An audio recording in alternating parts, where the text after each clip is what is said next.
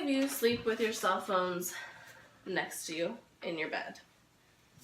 In a study done, 90% of 18 to 29-year-olds sleep with their cell phones right next to them when they go to sleep.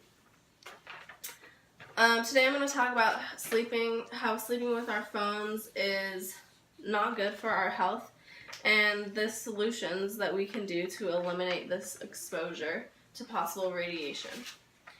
So every night when I pass by my husband going to sleep, he has his cell phone right here next to his head, and it got me thinking, that doesn't look healthy. That's got to be dangerous.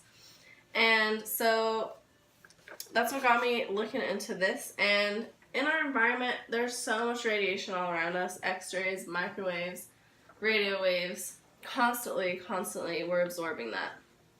And our cell phones in particular, they give off electromagnetic radiation, which pumps out when the cell phones are on, which is, for me, 24/7. My cell phone is always on. So in the research that I found, there's no causational research. There is, however, correlations in animal studies where the radiation has caused tumor growth in these animals. But I feel that it's only a matter of time until more research comes out on that. In an article, New Studies Link Cell Phone Radiation with Cancer by Charles Smith in 2018, the International Agency on Cancer reports that cell phone use is a possible carcinogen, but through recent research, the leader of the cancer agency said that the hazard should be moved to a probable carcinogen. And with that, they know that the hazard from cell phones is low. However, there's billions of people who have cell phones today, billions of people using it, and we're getting all that exposure. Even though the hazard is low, we get so much exposure.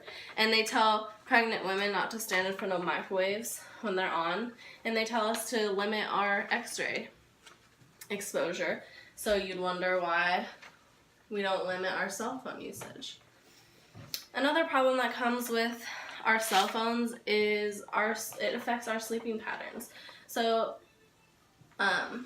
screens and devices give off blue light. So computers, TVs, cell phones, they give off blue light, and this blue light has the same wavelengths as our daytime does. So anytime that we're looking at our screen, our body thinks it's daytime, so we're gonna be awake.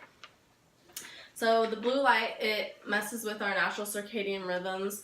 It decreases our melatonin production, which is our sleep hormone.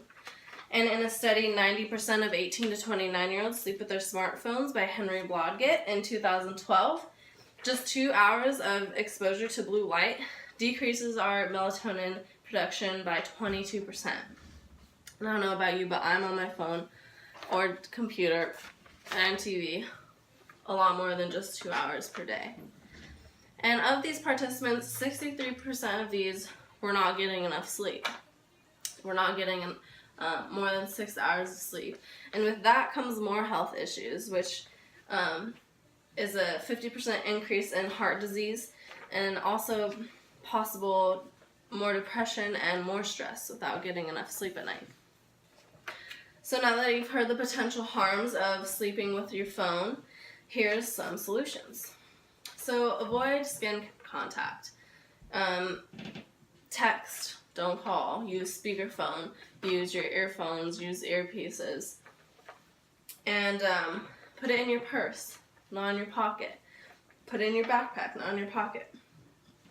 And with our children, it's affecting them even more because they have thinner skulls than we do. So the energy, they're absorbing the energy even more than we are, and we're seeing it more and more in today's society that the kids are playing on their parents' phones, and so in future generations this might have more an effect on them as well. So in 4 Ways to Stop Sleeping with Your Phone by Sarah Mitroff in 2016, she stated that sleeping with your phone is more of a habit and a comfort rather than an actual need. And I found this very relatable because we don't really need our phones while we're sleeping. And I know it's hard to wind down at night. You watch TV at night, you do homework at night, you are on your phone at night. But the best way to avoid your decrease in melatonin and the best safety is to wind down 2 hours before bedtime. This way you're getting your natural circadian rhythms aren't affected, and it's the best sleep and best safety option. And I know it's really hard because we use our phone, say, as an alarm clock. But here's the solution to that. We move our phone across the room, so that way we have to get up to go turn off our alarm in the morning, which helps us wake up more, and it's safer from the radiation waves, and it's also going to help us with that melatonin production. And lastly, if none of those are appealing to you, try airplane mode. Airplane mode shuts off that our cell phone is emitting those wavelengths. It shuts it off, and your alarm will still come through. So now that you know the harms and the solutions of our cell phones, what strategies will you take to eliminate your potential health risks? Thank you.